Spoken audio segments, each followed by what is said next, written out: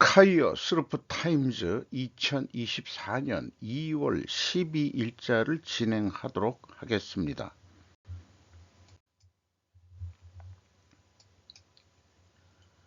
성인 화보서 가슴 드러낸 독일 공주 천년 가문의 불행이라는 제목으로 정신의 기자가 중앙에서 보도를 했습니다.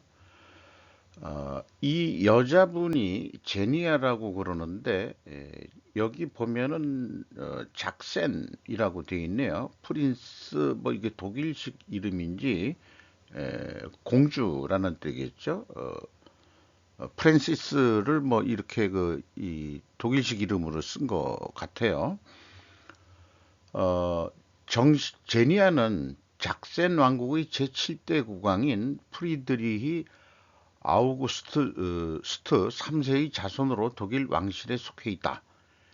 제니아는 프레이보이에서 옷을 벗은 최초의 귀족이 된 것에 대해 나의 고대 귀족 가문이 이 잡지를 샀다면 놀랐겠지만 적어도 그들이 이를 용인하길 바란다고 말했다 하고서 뭐 여러 가지 얘기했는데 가문의 수치다. 이렇게 이제 또 얘기한 귀족이 있다고 그러고요. 이런 뉴스를 첫 머리에 그 편집을 했는데 이런 것들이 왜 뉴스화 될 수 있느냐 이런 거를 좀 생각해 볼 수 있겠죠. 네, 저는 뭐 이렇게 생뚱맞게 이런 생각을 해보게 됩니다. 현대 정치 권력은 유한하죠. 미국만 하더라도 그 4년 연임제 정도고 허구한 날 그 선거 하는 거로 나를 지새는 나라인데 왕족과 귀족은 사실 영원하죠. 근데 왕족 제도라는 게 그 인류 역사에서 따진다면은 뭐 그렇게 오래된 것도 아니에요. 그래도 뭐 한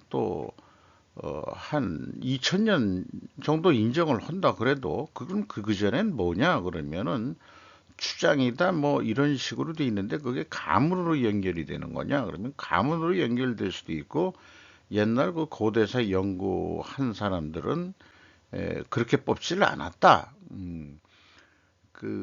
이 천기를 받은 사람이 그 해야 된다 해가지고 뭐 샤먼들이 그 오히려 그 좀 점지 같은 거를 해가지고 또 뽑고 훈련을 시키고 그런 데서 이제 돌아가면서 이렇게 이 지도자를 뽑았었다는 얘기죠. 지금 민주제도에서 그렇게 지도자를 뽑는 것도 그거 옛날 과거의 인간이 한 행태인데 물론 동물의 세계에서는 그 가장 힘센 그 개체가 두목이 되는 거죠. 뭐 저는 뭐 쉽게 그 늑대를 많이 비교를 합니다만은 그 늑대는 죽을 때 가서 조용히 사라진다고 그러죠. 그렇게 그 폐를 안 끼치게 사라진다고 그러는데, 어쨌든, 인간들의 욕망은 그 귀족, 왕족 제도를 만들어낸 것은 그 자기네들이 그 권력과 그 재산을 영원히 갖고 싶어가지고 그런 제도를 만들어 놓고, 인간들이 태어났을 때 뭐 언제 우리나라 이 만적의 난이라고 고려 때인가요? 그 캐치프레이즈가 그거였죠. 인간이 태어날 때부터 어느 쌍놈의 씨가 있고 그다음에 뭐 귀족의 씨가 따로 있냐 이래서 이제 반란을 일으킨 게 있죠. 아무리 이 전제주의 사회라든가 그런 사회 속에서도 그런 반란이 있었던 거고 서구에서는 뭐 프랑스 혁명부터 시작을 했다 하더라도 민주제도하고 그 왕족제도하고 계속 이렇게 유지하는 그네들의 그 심리를 우리로서는 잘 이해하기가 어렵습니다. 우리나라는 이조 말까지 계급 사회였죠. 양반과 쌍놈이라는 그 뭐 쌍놈은 백성까지 다 포함해서 얘기했는데 사실은 양반과 쌍놈 할 때는 쌍놈하고 정경유착이 됐던 거라서 일반 백성들이 욕을 할 때 써먹는 거죠. 양반과 쌍놈들이라고. 그 쌍놈들이 그 돈을 가지고 있으니까 양반들하고 그 유착을 해가지고 백성들의 고요를 짰다. 이런 식으로도 얘기를 해볼 수 있는데 우리는 그 대한민국 이제 한 뭐 그 한국 전쟁 끝나고부터 좀 봐야 되지 않겠냐 저는 그런 생각하는데 한 70년뿐이 안 된 나라예요. 우리 그 안에서 살았던 사람들은 그 왕족을이나 귀족들을 저렇게 그 이슈화하는 심리를 전혀 이해할 수가 없습니다. 우리의 그 왕족 제도는 잊혀진 제도죠. 그러면서 향수가 있어가지고 그 북한의 김씨 왕조를 기리는 그 정복 애들이 주체사상이라는 게 어떻게 생각하면은 그 옛날에 그 왕족 제도를 그 그리워하는 그런 불효 그 애들 아니겠는가? 거꾸로 또 그런 생각을 해봐요. 근데 그걸 떠나서 이제 요즘 뭐 세계 돌아가는 거를 보면은 또 하나의 영원할 수 있는 계층이 있다고 봅니다. 그것이 저는 뭉뚱그려서 금융 자본 가문들이다 이렇게 얘기를 해보고 싶은데 우리나라 그 재벌들이 이제 한 3세 경영으로 왔죠. 재벌만이 아니고 다른 기업들도 많은 기업들이 이제 그 한 70년 사이에 3세 경영까지 왔는데 아마 그거 이 지분율 이런 등으로 해서 계속해서 그건 또 이 연결할 수 있겠지만은 그거는 기업가들이고 어, 글로벌 금융 자본 이런 것들이 오히려 그 정치가들한테 돈을 대주면서 뒤에서 조정하는 그런 세력들 아니겠느냐. 그래서 영원할 수 있는 계층은 금융 자본 가문들이다. 그러니까 여기 프레이보이즈에 나왔다는 얘기는 뭐 자기가 뭐 뭔 어떤 그 이유를 들더라도 돈이 좀 필요해서 그런 건지 어떤 건지 돈 얘기는 없어요. 플레이보이즈라는 게 참 대단합니다. 그 저도 플레이보이즈는 그 즐겨찾기를 해놨는데 거의 안 보게 되거든요. 저희 나이 대에서는 젊은 애들은 뭐 이런 것만 봐더라도 가슴이 뛸지는 모르겠어요.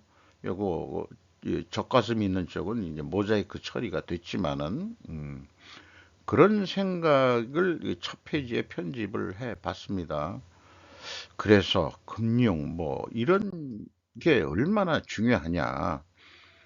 금감원이 2024년 과제로 ESTP라고 약어를 가지고 설명을 하고 있는데 선한결 기자 한국경제에서 보도했습니다. 올 상반기 만기액 10조 홍콩 H지수 ELS 사태 급선무. 요 구체적으로 안 들어봤지만은 손실이 예상이 된다는 거죠. 요거 잘 넘어가야 된다는 얘기고 어떻게 해서든지 잘 넘어간다는 게 구체적으로 어떤 조치를 해야 된다는 건지 잘 모르겠습니다만은 또 자본시장에서는 불법 공매도 주시하고 있고 외국 당국과 공조 나서고 있다. 그런데 이 공매도를 우리나라에서 좀 잠시 중단시킨 적이 있었는데 지금 중국은 공매도 세력은 국가 반역죄로 몰고 있죠. 그런데 공매도를 전문적으로 하는 사람 자본이 에, 그 금융자본 글로벌 금융자본 세력들에 속하는 애들이라고 본다고 그러면은 어떻게 생각하면은 그 이 불법과 그 적법한 그 차이가 뭔지 저로서는 좀 매우 그 판단하기가 어려울 것 같습니다. 그러니까 중국 공산당 같은 데는 이제 그 통제가 강하니까 그 뭐 어저껜가요? 그 소개한 거에 의하면 거기서도 기억이 나는데 공매도 세력을 국가 반역죄로 보니까 어, 중국 그 중국에서 탈중국을 하고 있는 거죠, 자본이. 그래서 그 돈이 지금 우리나라에도 와면 좋겠는데 우리나라도 공매도 금지한다고 그랬지. 뭐 일본으로 빠져나가서 꼭 공매도 때문에 빠져나간 건 아니지만은 어쨌든 그 공매도가 그 제도라는 것이 뭐 돌아가긴 돌아가는데 그게 이제 그 적법하게 돌아가야 되는 건지 불법과 적법의 경계선이 어디까지인지 그런 게 전문적으로는 일반 사람들은 어, 잘 모르겠습니다, 솔직히.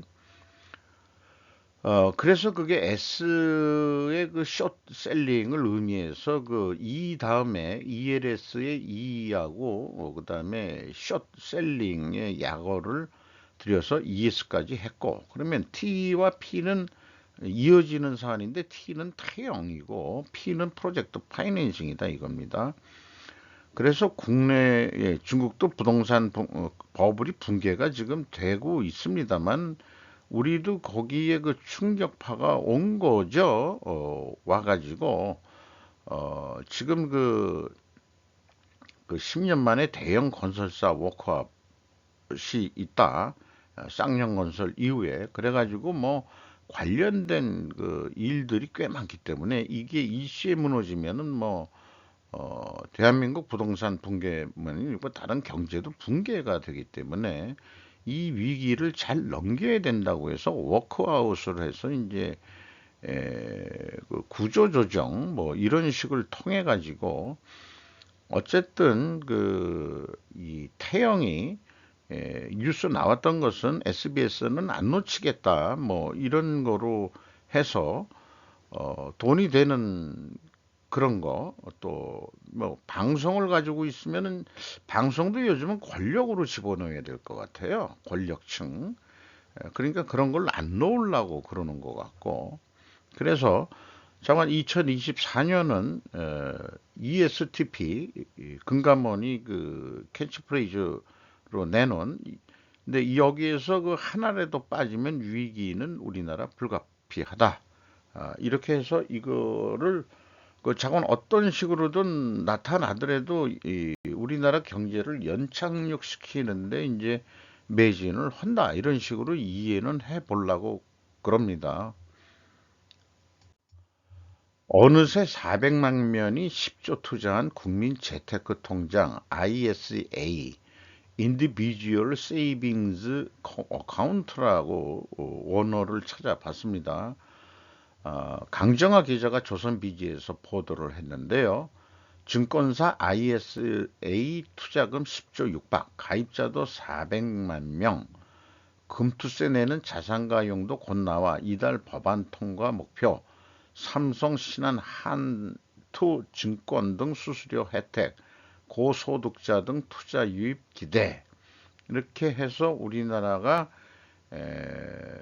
그 국채라든지 그 증권 투자 이런 거를 위해서 그 국민들이 그 재테크 할 수 있는 세제 혜택을 줄 수 있고 소액으로서 재산 형성을 할 수 있는 그런 제도를 만들어 주겠다. 이런 얘기고 어, 이달 2일 박대출 국민의힘 의원이 해당 내용을 포함한 조세 특례 제한법 개정안을 대표 발의했으며 이달 19일 열리는 임시국회에서 법안 통과를 목표로 하고 있다라는 것도 소개를 해주고 있습니다. 납입 한도가 연 4천만 원을 투자할 수 있는 사람들이 얼마나 있을려는지 최고액이겠죠. 그런데 총 2억 원 밖에는 투자를 못한다 이렇게 돼 있네요. 그리고 비과세 한도가 그 200만 원에서 500만 원 올려주고 서민형은 1000만 원 이렇게 돼 있고 가입 대상은 이 현행은 금융소득 종합과세자는 가입이 불가능한데 금융소득 종합과세자도 가입을 가능하게 하겠다. 단 14% 분리과세 적용한다. 종합과세 소득자는 이렇게 소개를 하고 있는데 최근 뉴스를 보면은 이거는 일본 제도 따라하기를 또 흉내 낸 것으로 보입니다. 일본 경제신문은 그 2024년 초부터 새로운 소액 투자 비과세 제도 일본 거는 N자를 앞에 붙였어요. 니뽕이라고. 1인당 평생 규모 투자는 원금으로 1,800만 엔, 평생 투자 금액가 그 1,800만 엔이면은 그냥 간단히 10배 봐서 1억 8천. 뭐 우리나라 2억 요거하고 비슷하네요. 그렇게 이제 얘기를 하고 있네요. 음. 자, 일요일 날 하는 유명 유튜버 거를 소재가 좋기 때문에 저도 그 좀 계속 소개를 하고 있는데 어, 9천조로의 투자를 해달라는 챗 GPT 폭주하는 샘 알트먼이라고 제목을 붙여서 방송을 했는데 지금 그 AI와 AI 반도체 비즈니스를 위해 수조 달러를 모으고 있다. AI 칩 제한이 오픈 AI의 성장을 방해하고 있다. 그래서 글로벌 반도체 산업을 개편하고 싶어 한다. 어떻게 생각하면은 그 이 알고리즘을 만드는 그 돈 한 푼 없이 머리로만 AI 알고리즘을 만든 사람이 하드웨어 하는 반도체 기업을 자기가 개편하고 싶다 정도로 그렇게 치고 나오는 거죠. 그래서 뭐 쭉 설명을 했는데 이 규모가 너무 좀 상상을 초월하는 금액이다 이거죠. 9천조라고 그러면은 미국 기업 부채 발행 총액이 1조 4,400억 달러, 1,872조 원인데 이게 2천조라 그래도 한 4배 이상이 되는 그런 큰 규모고 뭐 다른 데보다도 우리나라 그 이 발표한 2040년까지 반도체 클러스터 투자하는 게 그 민관 합동으로 해가지고 622조 원밖에 안 되거든요. 그러면은 이것도 700조라고 뭐 한 천조라고 하더라도 9배 이상 어 천조가 그러니까 천조는 너무 그 반올림을 너무 한 거고 한 15배 정도 되는 돈을 좀 자본을 모으겠다. 왜 그러냐? 반도체 패배 용량 및 데이터 센터 그리고 에너지가 더 필요하다. 그리고 대규모 AI 인프라와 탄력적인 공급망을 구축해야 된다는 것인데 이 전력 공급 업체를 포함한 공급망 파트너십을 한다. 그래서 이런 전력을 공급하려고 그러면은 소형 원전 발전이 필수적이지 않을까 저는 거기에다가 그제 견해를 좀 얘기를 하고 싶고요. 전력이 엄청 많이 투자하는데 그 왜 전력이 이렇게 많이 들어가느냐 그거에 대한 또 생각도 해보게 됩니다. 근데 어쨌든 지금 그 이 현재 데이터 센터의 새로운 킹은 엔비디아인데 샌 엘트먼이 엔비디아에 대한 의존도를 좀 줄이고 싶어 하니까 우리나라도 한번 찾아왔죠. 삼성전자도 만나고 SK 하이닉스도 만나고 갔는데 그 엔비디아가 공급량을 늘리지 않고 아주 비싸게 지금 받아 처먹고 있다. 이렇게 이제 그 불만을 노출을 했고 지금 그 엔비디아의 그 시총은 그 거의 뭐 잘하면은 3위까지 올라갈 것 같다. 미국의 그 1위가 마이크로소프트고 그다음에 애플. 전통적인 제조업은 이제는 없죠. 어, 이렇게 되는데 구글에 딱 거의 따라왔다 이런 얘기예요. 엔비디아가 그러니까 엔비디아도 이게 그 좀 싸게 공급을 해야 되는데 안 하니까 그래서 그 반도체 벤처기업 프로젝트를 자기가 만들려고 그러는데 티그리스라는 했습니다. 뭐 티그리스면은 그 중동의 그 옛날에 문명이 발달했던 그런 티그리스인데 이 티그리스라는 또 어원이 그 참 그 언어학자나 뭐 이런 연구한 사람들 보면은 이게 뭐 탱글이 뭐 이런 거하고도 또 연결이 된다. 이렇게 또 주장하는 사람들도 있습니다. 그 언어의 그 변천 때문에 스라는 것이 그 이 복수 트, 스 이렇게 이름이 그 바뀌어가면서 그러면은 그 티그리라는 게 탱글이라고 하면은 우리나라 당군 뭐 이런 거에 어원하고 연결이 된다고 한다고 뭐 그런 갑자기 뭐 이런 생각이 나네요. 어쨌든 티그리스 강이라는 게 문명의 발원지고 티그리스라는 게 우리말로 그냥 해석하면은 신들의 강이다. 이렇게 이제 얘기를 할 수 있을 것 같습니다. 그래서 그 알트먼은 그 사우디 국부펀드하고 아부다비 국부펀드, 소프트뱅크 손정희 등과 미팅을 가졌다. 우리나라도 찾아왔고, 그리고 그 이 반도체 공장, 칩 공장을 그 수십 개 짓고 싶다. 어쨌든 그 이 AI 그 인공 AI 그거를 돌리려고 그러면 그 정도 필요하다. 미래를 위해서는. 그런데 이제 거기에 현재 좀 문제점들은 그 반도체 협회는 2030년까지 6만 7천 명의 기술자, 엔지니어, 과학자가 부족할 것이라고 경고를 했고, 어, 그 다음에 이제 반도체는 그 수요 공급 사이클이 명확한 사업이라는 것도 이제 그 진행자가 소개를 했고, 그 대신 그 이 오픈 AI라는 것의 그 돈벌이용이 아니고 인류를 위해서 이걸 했었는데 이게 이제 오픈 AI 성격에서 샘 알트먼이 이제 에, 크로즈드 그 폐쇄적인 AI로 돈벌이로 지금 간다는 얘기죠. 그래서 이제 현재 인공지능에 대해서 강력 경고를 했는데 어, 이런 거를 하면서 우리가 이미 그 미래 영화 터미네이터에서 그, 그 인공지능을 개발한 그 전투 로봇을 개발한 그런 거하고 좀 비유해 볼 수 있지 않겠냐 뭐 이런 생각을 해봤는데 여기 뭐 밑에는 그 손정희 씨의 그 ARM 반도체 설계 이게 또 주가가 왕창 뛰었다는 것도 소개를 하고 있고요.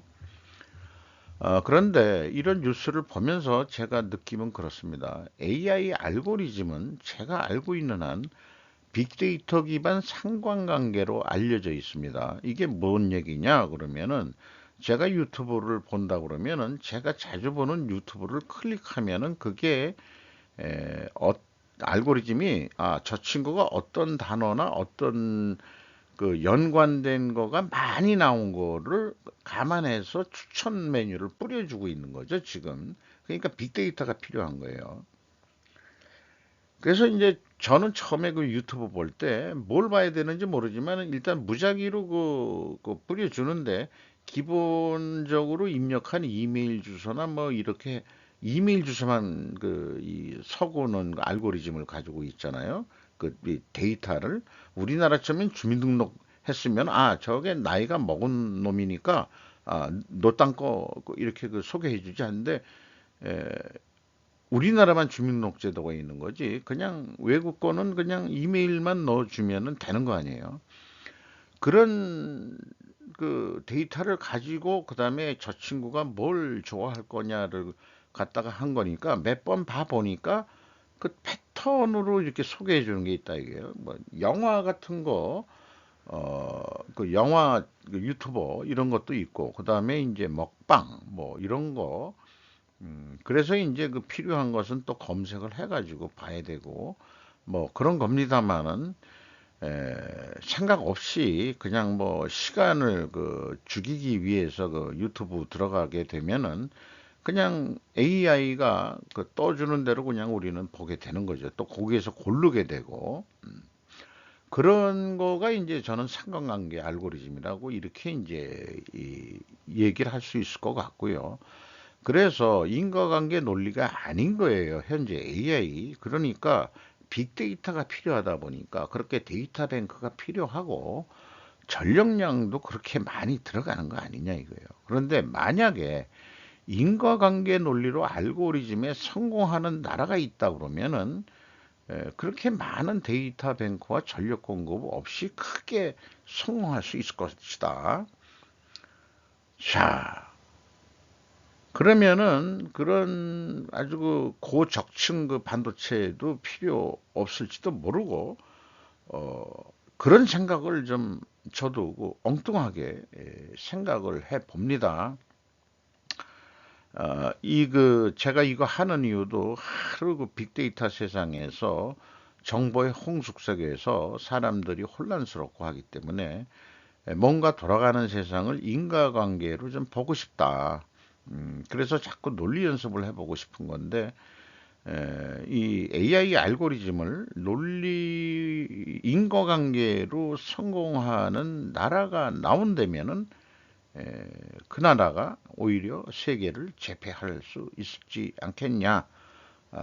그래서 현재 AI, 오픈 AI든 어떤 AI든 많은 실패를 했다가 결국은 상관관계로 해서 나온 거기 때문에 AI 믿지 말라 이거예요. 그렇게 전문가한테 또 들은 얘기도 있습니다. 그렇게 요 대목은 그렇게 한번 제가 정리를 하고 넘어가야 될 것 같고요. 공경에 빠진 필리핀 두테르테에 대해서 소개를 했는데 필리핀은 현재 북부에 있는 마르코스 가문과 남부 민다나오 섬에 있는 두테르테 남북 대결이라고 보여야 되는데 지금 마르코스 대통령이 될 때 이 두테르테 딸하고 파트너 런닝메이트가 돼서 대선에 성공을 했습니다마는 대선에 성공한 이후로 두테르테 집안을 조사한다 뭐 이런 그것 때문에 지금 문제가 됐던 얘기죠. 상당히 이 필리핀의 역사적인 식민지 피해를 당했던 그런 역사들 많이 했고, 그 다음에 이제 무장 단체들도 소개를 했고, 두테르테 대통령 때 범법자들은 합법적 암살 대상이다. 그래서 경찰이 범죄자를 암살하는 이 독특한 나라가 됐었다 이런 얘기하고 있고요. 그래서 뭐 현재 대립이 되고 있는데 수틀리면은 민다나오 섬을 별도 분리 독립국가를 하겠다 해서 정치적인 발언을 했대는데 할 테면 해봐. 그냥 군사적으로 그냥 죽일 거야. 라고 강하게 마르코스 대통령이 얘기를 하고 있습니다. 어쨌든 두테르테는 중국 시진핑하고 조금 대화를 했었는데 이 마르코스 옛날 독재자의 아들 이 사람은 이름이 봉봉 참 이름이 재밌네요. 봉봉 마르코스. 어, 이 완전 친미 반중 친미 정치인입니다. 그래서 설문조사를 하더라도 필리핀 민심도 중국보다는 미국이다 이렇게 소개를 하고 있습니다. 음, 그래서 현재로서는 다시 친미 국가가 되고 필리핀에 미군이 군사기지로 쓸 수 있는 데를 여러 곳을 성공했다는 거죠.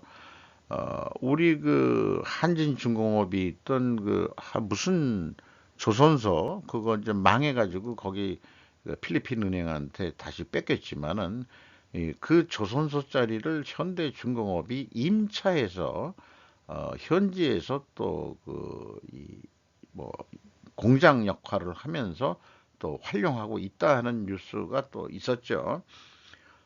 어쨌든 우리로서는 필리핀이 반중 친미 이거 지금 현재 시대의 조류에 맞춰서 잘 하고 있다 이렇게 봐집니다.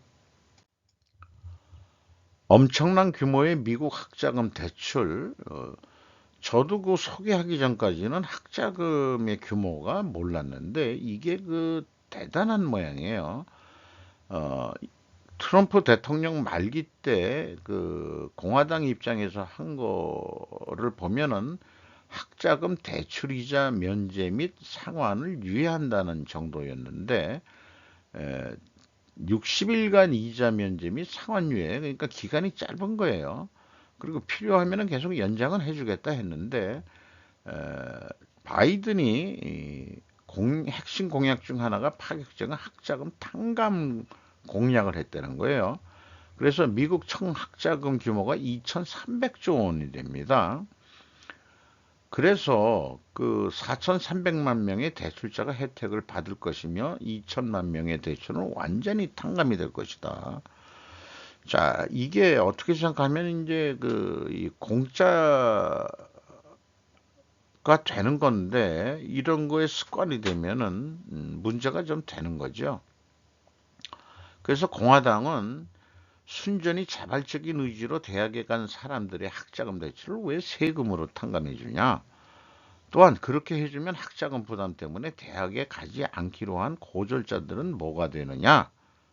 이렇게 해서 이 어떤 그 평등한 그 국가에서 이게 뭐가 잘못된 거다. 이렇게 이제 얘기를 해서 2023년 작년 6월에 미국 대법원 바이든 학자금 탕감 정책이 위헌 판결을 받아가지고 8월 달에 새로운 그 프로그램으로 세이브라는 거를 발표를 해서 현재도 계속 도와주고는 있다. 그런데 소득주도 상환계획이라고 해가지고 이제 그 뭐 가족 그 소득 기준에서 그걸 넘어온 것은 탕감을 해준다. 뭐 이거는 또 위헌이 아닌지 어떤지 잘 모르겠습니다만은 자관 위헌이 안 되게끔 다른 방법을 썼다는 거예요. 이렇게 되는데 지금 그 학자금 규모가 미국 GDP의 8%를 넘고 있다는 얘기예요. 그런데 현재 이런 이 제도가 다시 세이브라는 프로그램으로 바뀌면서 이제 6.5%까지 하락을 했다라고 소개를 하고 있는데, 자관 미국이 우리나라처럼 그렇게 그 대학 졸업증이 왜 그렇게 많이 필요해졌느냐? 그게 결국은 이 소득 때문에 그러는데, 대학교 졸업자가 주급이 1432달러인데 고졸 졸업자가 853달러고 고졸 이하가 682달러라고 그러고 박사학위는 2000달러, 석사학위가 1600달러 이렇게 되니까 누구나 갈 수 있으면은 대학을 가겠다. 그래서 이게 지금 한국은 1.38배인데 이것도 많이 더 벌어진 거라고 저는 미국도 크게 더 벌어졌다 이거죠. 그러니까 이제 대학교만 장사가 잘 된 거 아니냐. 그래도 미국도 옛날에는 한 수십 년 전에는 그렇게 안 비쌌다. 이런 얘기를 하고 있는 거죠. 그런데 에, 대학 학비가 진짜 그 논하는 장사인 것 같아요.